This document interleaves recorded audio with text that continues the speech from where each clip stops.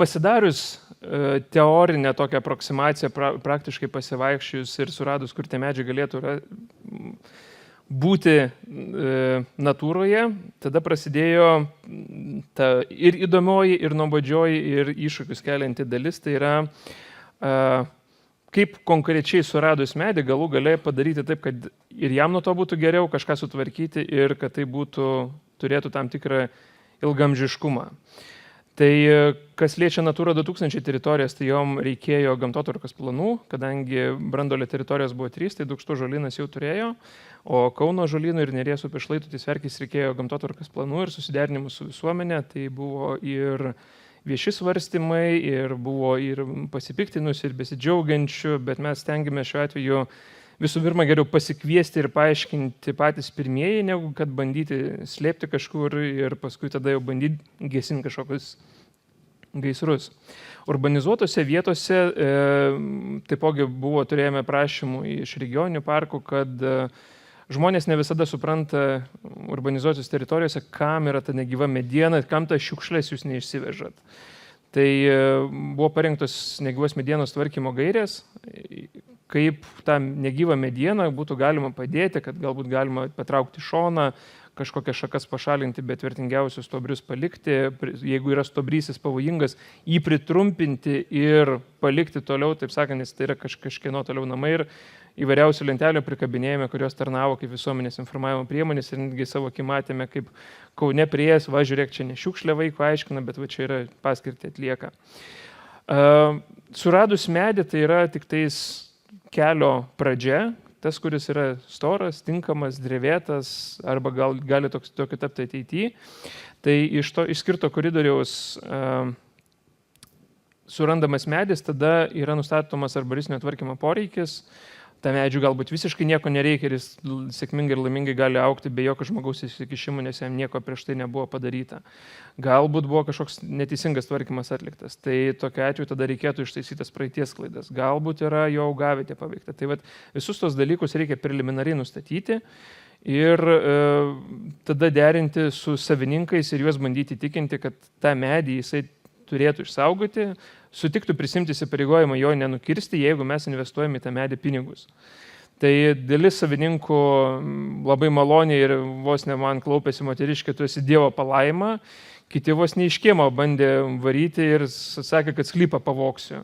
Tai žmonių yra visokių, jų yra skirtingų ir priėjimas prie kiekvieno vis tiek gali būti labai skirtingas. Vienam yra logikos kalba, kitam yra emocijų, kitas netgi ir Dievo šaukėsi. Jau sutarus su savininku, kad ir įtikinus, kad mes taip sklypo nepavoksim ir čia mūsų intencijos yra geros, toliau eina leidimai. Leidimai dėl genėjimo, kas yra ne miško teritorijose. Miško teritorijoje genėjimas yra nereglamentuotas, bet yra reglamentuotas šviesinimas, tai yra, kas yra šalinama polaji. O jeigu yra šalinama polaji ne miško teritorijoje, tai irgi taip pat kokiu tikslu yra šalinami ir irgi leidimas šalinimui iš savivaldos. Taipogi savivaldos turi savo skirtingas tvarkas. Vienur išduoda seniūnai, kitur išduoda centralizuotai savivaldybė. Gali skirtis ir kiekvieną kartą skirtinga savivaldybė turi savo tvarką, pagal kurią mums irgi reikėjo prisitaikyti. Tada, kai turim sąrašą leidimų, žinom, ką darysim, turim įsipareigojimą, skelbėme konkursą, kuriame yra nurodyta, kad turi būti atitinkama kvalifikacija, turi būti pateikti darbai per numatytą laikotarpį ir jeigu taip nebus padaryta, tai bus tam tikros sankcijos ir pakankamai drakoniškos, prisipažinsim, sutartys buvo padarytos vien tik tam, kad suvaldyti rangovas ir jų nepaleisti, laisvai bėgti ir paskui tada bandyti kažkokias klaidas ištaisyti. Tada darbų atidavimas, jų priežiūra ir priėjimas jau gauti rezultatų ir svarbiausia viešinimas su tais galutiniais rezultatais.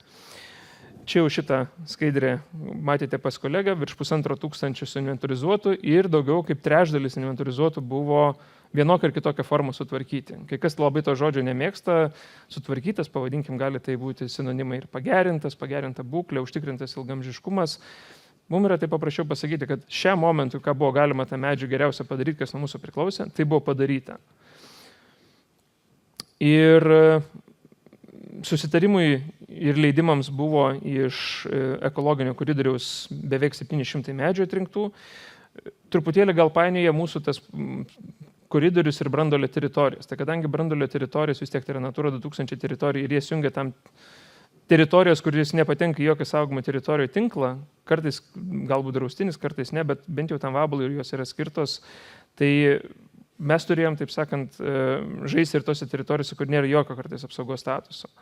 Tai mes jas tam to vadiname ekologiniu koridoriu. Ir pagrindinės priemonės, kurios buvo, tai aš labai nesiplėsiu, nes šiandien jau gavot pakankamai išsamų paaiškinimą, kokios jos būna, bet nuo urbanizuotų teritorijų, betono, plytų, šiukšlių ir kitų dalykų iki elementaraus polojo šviesinimo, polojo apsaugos zonų sukūrimas tiek urbanizuotų teritorijoje, tiek laukuose. Teko kartais ir grįžti, nes jau teritorija liktais ir paruošta, viskas padaryta, arboristai nugenėjo, sukrovė šakas, bet labai uolus darbininkas pasitaikė ir paėmė tą šaką su frontaliniu krautuvu ir sustūmė tiesiog po to medžiu. Ir tada aiškinamės su savininkė, sako, nieko nežinau, skambinu ūkininkui, nieko nežinau, skambinu darbininkui. Nu jo, painiojosi sėti, ten dar kažkam ten daryti, taip sakant, nu tai tada vėl reikėjo dar kartą jas ištaisyti ir taip sakant, kartais situacija būna unikalios ir vienkartinės. Lajos tvarkymai tai dažniausiai tose vietose kaip Kauno ąžuolynas, parkai, urbanizuotos vietos, kur dažniausiai buvo kažkas prie to lysta.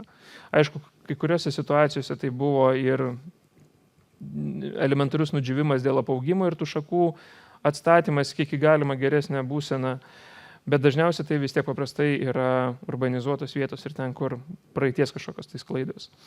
Dirvožemio gerinimas tose vietose, kur dirvožemis suplūktas, tai buvo tiek ir purenimas, tiek ir mulčio pabirimas, kai kuriuose vietose bandėme gudrauti, tai yra tas šakas, už kurių išvežimo būtų reikėję sumokėti, mes smulkinome ir klojome atgal po to, kai tam tikrą laiką jos buvo išgulėjusios ir nebekaito daugiau, tai buvo galima, taip sakant, nepirkti mulčio, be reikalo neįkvoti degalų, kuro ir lėšų, bet tą mulčio protingai panaudoti iš tų pačių šakų, kurios buvo nukirstos anksčiau.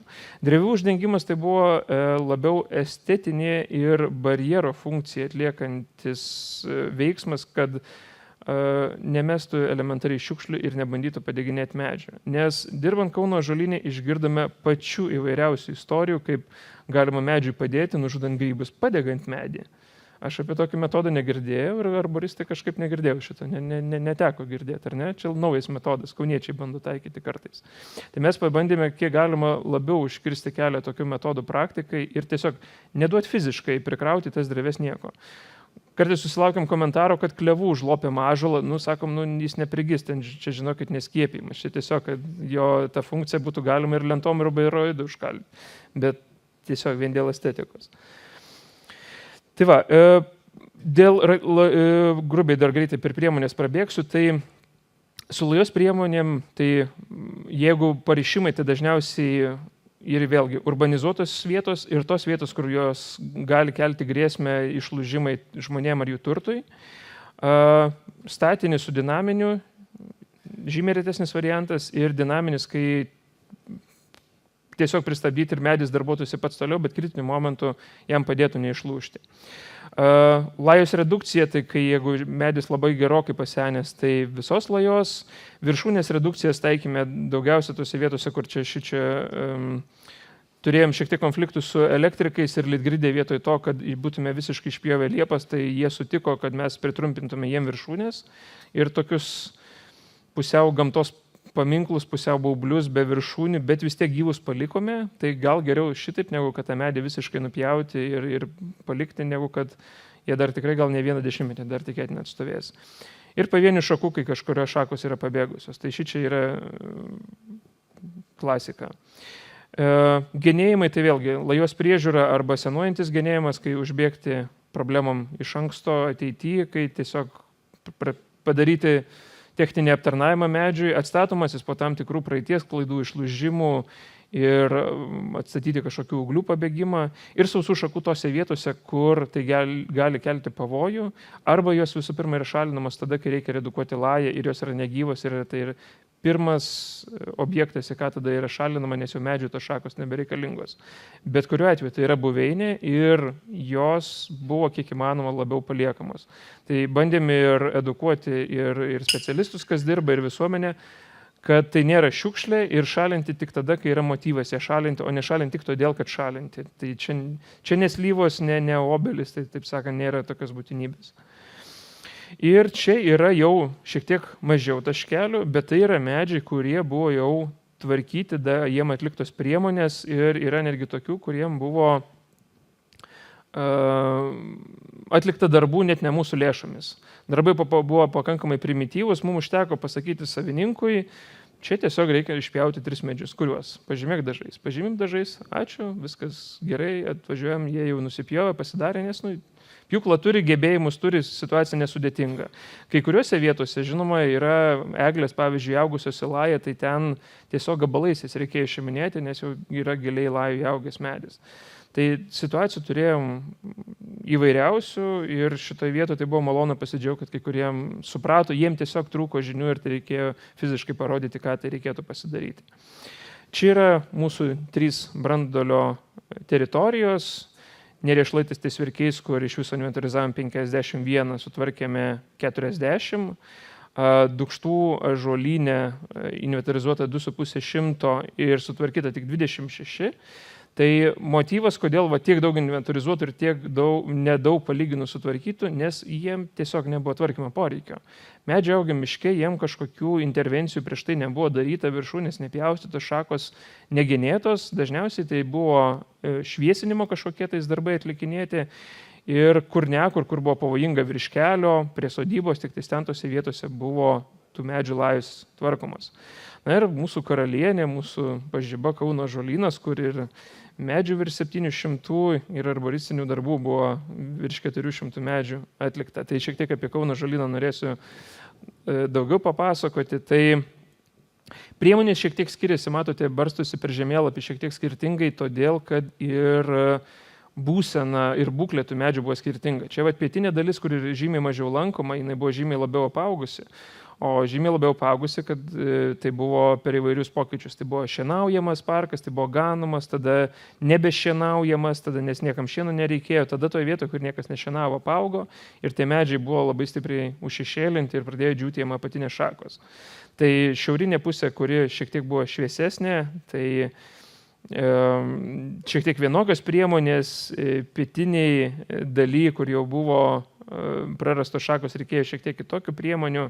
Tikrai stengiamės nesimėtyti tokiam priemonėm kaip įvairios jungtys, nors jos, taip sakant, labai būtų lengva parduoti publikai ir būtų labai lengva įsisavinti lėšas, nes tai tikrai yra brangi priemonė, bet jau kartą uždėjus ją, jau reikės tą medį ateityje ir prižiūrėti. Tai reikia gerai pasverti, ar yra toje teritorijoje, kad prasmė iš to papildomo saugumo duoto, turint omeny, kad ateityje greičiausiai vis tiek reikės prie tos vietos grįžti ir tą medį pažiūrėti. Tai šita priemonė tikrai nebuvo be galo dažnai naudojama ir stengiam pasverti kiekvieną momentą, kad jinai būtų pritaikoma. Taipogi teritorijoje ir su paklotė buvo tam tikrų problemų. Buvo suplūktas dirvožėmis tam tikrose vietose, tai bandėme ir purenti, ir kloti lygiai tą patį mulčą. Ir sportininkai, kurie labai stipriai pyko, nes tose vietose, kur, taip sakant, žinote, jie ten čiuožinėja, tai ten praktiškai asfaltas buvo sutrintas. Tai pasitraukė šiek tiek iš šono, kur ne po medžiais jie buvo. Ir žinoma, stelbimas tose vietose, kur buvo labiausiai medžiai peraugę, nes buvo nustota ganyti tose teritorijose ir medžiai tiesiog buvo užtilpti greičiau augančių medžių. Polai išviesinom Kauno ąžuolyne daugiausia ir Dukštų ąžuolyne.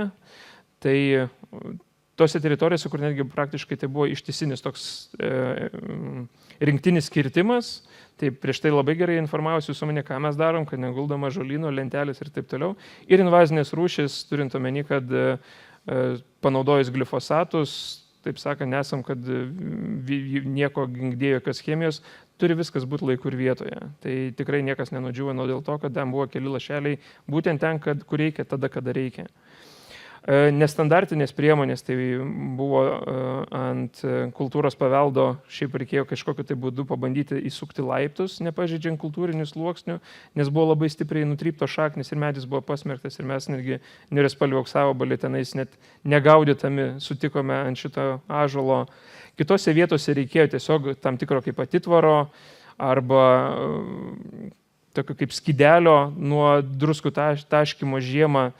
Tai bandėme pažiūrėti kiekvienu atveju šiek tiek skirtingai, nes kiekviena vieta turi savo unikalumą, savo tam tikrų niuansų ir nėra vieno recepto, kuris tinka absoliučiai viskam. Ir pagrindė esmė, kad yra įsijungti kiek galima labiau loginius sprendimus daryti, pasvertus sprendimus, kad jie būtų ilgaamžiški, ilgalaikiai perspektyvai.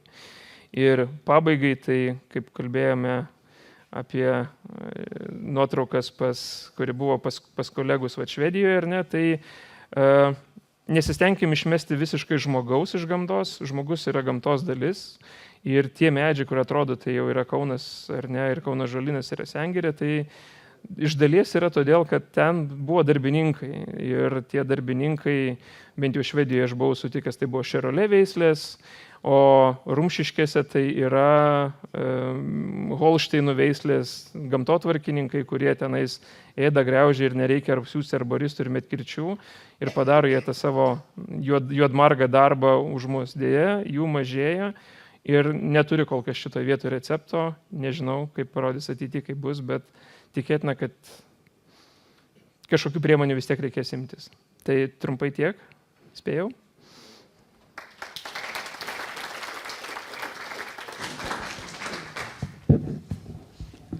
Taip.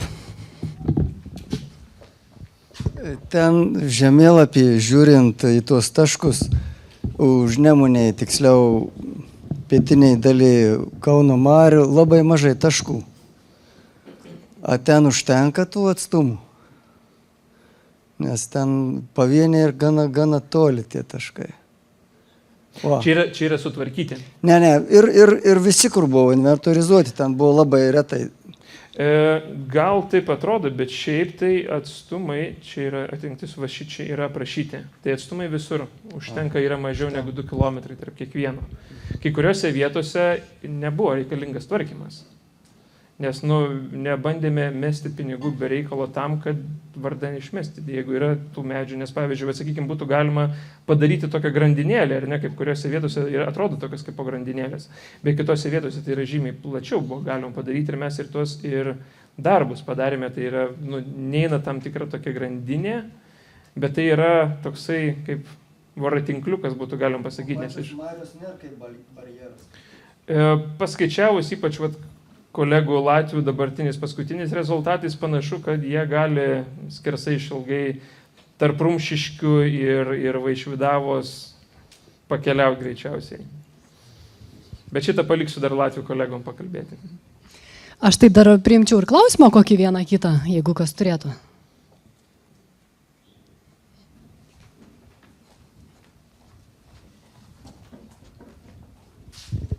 Alvydai, dar įdomu tiesiog, kaip minėjai, kad buvo surinkti duomenys ir buvo, reiškia, į tam tikrus taškus važiuojama, gal ne tik apie branduolinės teritorijas.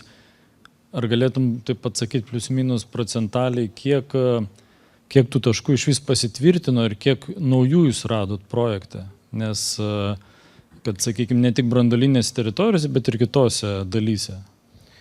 Tai gal geriausiai, sakyčiau, apibūdintų šitą lentelę, nes šiaip tai tie medžiai, visi taškai yra surinkti mūsų.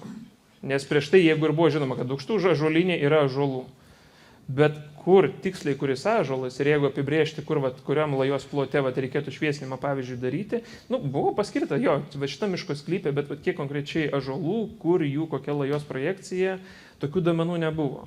Lygiai tas pats Kauno ąžuolynė. Visi žinojo, kad yra ąžuolų ir daug, ir šimtais, bet kiek, kur konkrečiai kokių, tai šito irgi nebuvo. Tai visi duomenys yra mūsų surinkti, mes nepaėmėm kažkokių. Mes, aišku, naudojamės SRISO duomenim, kad būtų, taip sakant, kad žinotume bent jau kryptį, kurią pusę eiti. Tiesa, SRISO duomenys vėlgi vietomis buvo labai tikslus, bet jau buvo pasenę, nes, pavyzdžiui, senas ąžuolas jau išlūžęs ir ten likučiai. Kitose vietose, kur SRISO duomenys iš kertinių miško buveinių, bet yra centro koordinatė. Ir tai jeigu kertinė buveinė aplink pelkę, tai gali būti pelkės vidury, osmodermo taškas įdėtas, nes iš kertinės miško buveinės. Tai mes tai naudojamės kaip orientyrų ir kaip tikėtina potencialiai vieta, bet tos galutinius taškus sudėjom patys. Tai iš to ekologinius koridorius, kuris nėra branduolio teritorija, tai netoli 600 taškų buvo suinventorizuota. Ir tuos taškus, kur, pavyzdžiui, pakliuvo ne į miško teritorijas, tai mes, pavyzdžiui, persiuntinėjame savivaldybėm, kad jos tuos taškus turėtų ir jeigu turi savo kažkokias sistemas, susikeltų ir žinotų jau iš anksto, kad nereikėtų siųsti specialistų, jeigu kažkas greta kažkur bandytų kažką daryti, vyktų kažkokie rekonstrukcijos projektai, kad jau jie tos duomenys turėtų. Tai mes tengiamės išdalinti tos duomenys kiek įmanoma plačiau ir daugiau, kad jie būtų dar, neliktų vien tik pas mus kompiuteriuose, bet ir dirbtų dar ateityje. Tikiuosi atsakiau. Taip, matau 2 rankas, matau Vita čia pirma turbūt. Aš norėjau paklausti, ar kažkokia stebėsena daroma, kiek iš tų taškų ar ne tinkamų medžių iš tikrųjų yra vabalas, gyvena. Ir antras klausimas, ar jūs RISA duomenis suvedėt? Iš karto nuo antro pradėsiu taip. Nors RISO tikrai suvedėm, nes ir galų gale mes vis tiek to pačius RISO ir ateityje ir naudosimės, tai mūsų yra intencija ir kaip apsaugos būdas, kad tai tie medžiai būtų suvesti šitie duomenys. O dėl monitoringo, tai mes viso projekto laikotarpiu darėme. Tai aišku, būtų garbinga prisimti, beveik nieko ten nebuvo. Žinokit, mes kaip padarėm tyrimus, beveik kas antram, žinokit, gyvena. Bet būtų objektyviau pasakyti dėl ištirtumo problemos. Tai kaip tu gali žinoti, jeigu pakankamai yra mažokai tyrimų. Tai atliekant tyrimus tikrai pakankamai nemažai buvo ir mes kiekvienais metais bent kokių po 20 taškų ištirdavome per metus. Tiesa, pradžioje projektų tai buvo netgi visos Lietuvos, kad matyti, kaip tai dėliojasi. Buvo projekte ir genetinė analizė vabalų kartu su kolegom iš Daugpilio universiteto. Tai šiek tiek darėme ir plačiau. Kas liečia mūsų ekologinį koridorių, tai buvo ir papildomai daryti, ir papildomų tų taškų, ypač ten tose vietose, kur buvome sutvarkę. Taip, drąsiai sakyti, kad čia mes vienais metais sutvarkėm, kitais metais vabalas apsigyveno. Tikrai, ko gero, kad nepablogėjo situacija, nes vis tiek ir šildymo prasme, ir priskridimo prasme, ir paties medžio apsaugos prasme. Tai tikrai situacija pagerėjo. Bet tikėtina, kažkiek tikrai yra ir ištirtumo problemos. Dar aš turiu į Vitos, uždavė mano klausimus iš tiesų, tai kiek tam SRISE naujų taškų atsirado? 135, sufleruoja 135. O kiek nusiėmė tiesiog ne tik, kad įvesti naujus, bet, kaip sakot, medis nulūžo, buveinė sunyko ir taškas turėtų būti išimtas iš SRISO. Jūs atliko tą kokybinę analizę, tai kokia ta situacija? Jo, ko gero, tokio atgalinio, bet vėlgi tas toksai, jeigu buvęs suvesta į SRISą iškirtinių miško buveinių sluoksnio centro taškai, ar mums reikėtų, taip sakant, dabar VSTT sakyti, kad šitie taškai yra, žinokit, visi nuimami, toksai vėlgi. Taip, reikia sakyti ir SRIS komisiją siūsti duomenis ir mes juos išimsim. Tai čia toks pamastymui ir ateitį, kad mes tada susiinventorizuokim SRISę naujausią informaciją ir jau turėsim apie tą rūšį viską tvarkingai. Iš vienos pusės tai negali sakyti, tai yra šiukšlini duomenys. Tai vis tiek yra tam tikras orientyras. Archyviniai liks galbūt, kaip archyviniai. sakant, kaip poligonas, tai yra vertingas taškas. Nelabai. Taip, tai dar Danas pakomentuos. Kitas klausimas irgi, kokių naujų rūšių atradot? Ne vien tik kosmodermą. Ką į SRISą dar įvedėt? Ar atliko tą analizę, kad laskėtinė rūšis, tai ko dar gero atradot ir ką planuojat ir ar visada atrenkami medžiai buvo orientuoti į osmodermą rūšį? Ar dar buvo kažkokių kitokių kriterijų? Aš dabar, taip sakant, reikia gerai pakratyti galvą, bet juodasis gandras, ąžuolinė kepena, purpurinis plokščiavabalis, kolegos, dar kažką gal praleidžiu? Prašau? Trapinio sorplučio. Negaliu nei patvirtinti, nei paneigti. Šitas elaterferuginozos irgi buvo. Taškas irgi, pamenu, prie Raudondvario. Taip sakant, ką radom, tą tikrai suvedinėjom. Mes kaip konkretaus tokio, kad eiti ir visiškai išvalyti.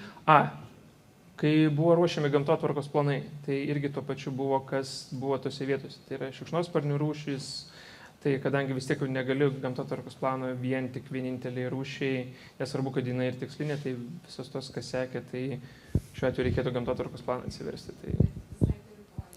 Taip. Taip, tai konkrečiai, kur Natura 2000, kur buvo gamtotvarkos planas ruoštas. Gal Laurai trumpai pakomentuosiu, tai čia šiaip gera idėja, mums reikėtų matyti pagal pavardės išsitraukti, kas tais metais buvo į SRISą įvesta ir žinosim, ką mes papildomai suinventarizavom kitiem pranešimam. Bet kalbant apie tas išnykusias radavietės, tai iš tikrųjų nebuvo toks tikslas nustatyti, ar ten radavietė išnyko. Nes jeigu mes nerado medžio medinė, ta prasme, tai galbūt jis yra kažkur tai šalia ir ta prasme, ir taip griežtai pasakyti, kad jeigu šitam taške nerado medžio, tai reiškia, niuriaspalvė auksavabalio nėra, realiai be papildomų tyrimų būtų negalima, čia būtų matyti truputėlį neatsakinga. Bet čia galbūt mums kalbant apie ateitį, reikėtų pagalvoti, ar neverta padaryti, nes čia lygiai taip pat panašiai kaip su stambiųjų paukščių lizdais, jeigu ten konkrečia medė lizdas išnyko, tai ten 100 metrų išvalgius tą lizdą galima rasti, bet su niuriaspalviu auksavabaliu nėra taip paprasta. Ta prasme, jeigu tu rasi tą medį, tai vis tiek reikės pakabinti feromoninės gaudyklės, pasižiūrėti, ar medis užimtas ir panašiai. Tai ir atsiranda tam tikrų keblumų, bet idėja matyti ateičiai. Čia labiau toksai gysinis, tai yra poligonas turi likti bet kuriuo atveju tik taškas, nebent.